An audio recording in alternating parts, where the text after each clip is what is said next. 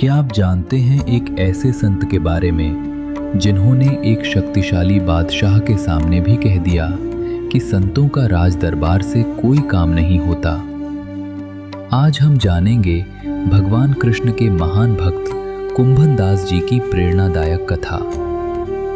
नमस्कार दोस्तों, अगर आपको भगवान की ऐसी ही भक्ति कथाएं पसंद हैं तो चैनल को सब्सक्राइब जरूर करें। बहुत समय पहले गोवर्धन और वृंदावन की पवित्र भूमि में भगवान कृष्ण के एक महान भक्त रहते थे, कुंभन दास जी। वे पुष्टि मार्ग परंपरा के संत थे और अष्टछाप के 8 महान कवि भक्तों में से एक माने जाते हैं। कुंभन दास जी का जीवन बहुत ही सरल और सादा था। उन्हें न धन की इच्छा थी और न ही किसी बड़े सम्मान की। उनका पूरा जीवन भगवान श्रीनाथ जी की सेवा और भजन में बीतता था।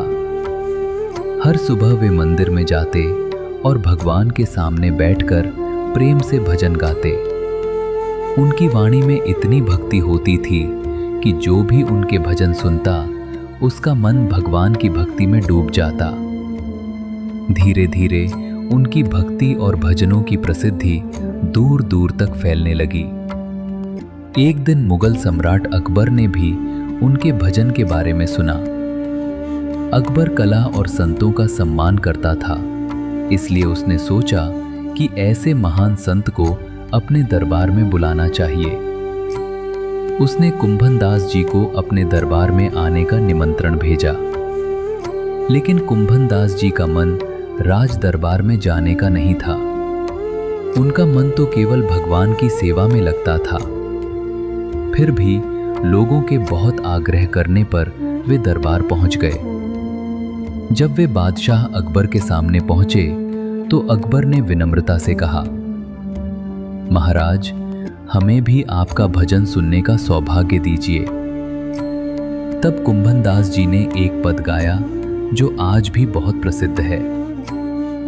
संतन को कहाँ सी करी सो काम, आवत जात पनहिया टूटी, बिसर गयो हरि नाम।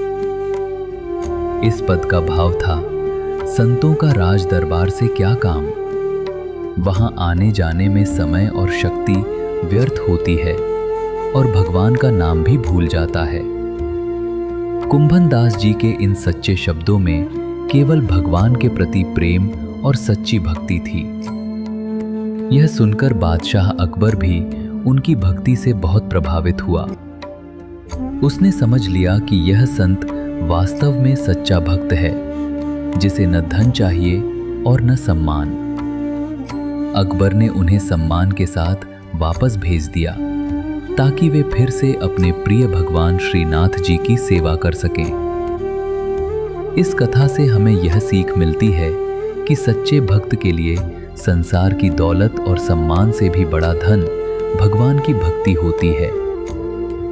अगर आपको यह कथा अच्छी लगी हो तो वीडियो को लाइक करें और चैनल को सब्सक्राइब जरूर करें। जय श्री कृष्ण।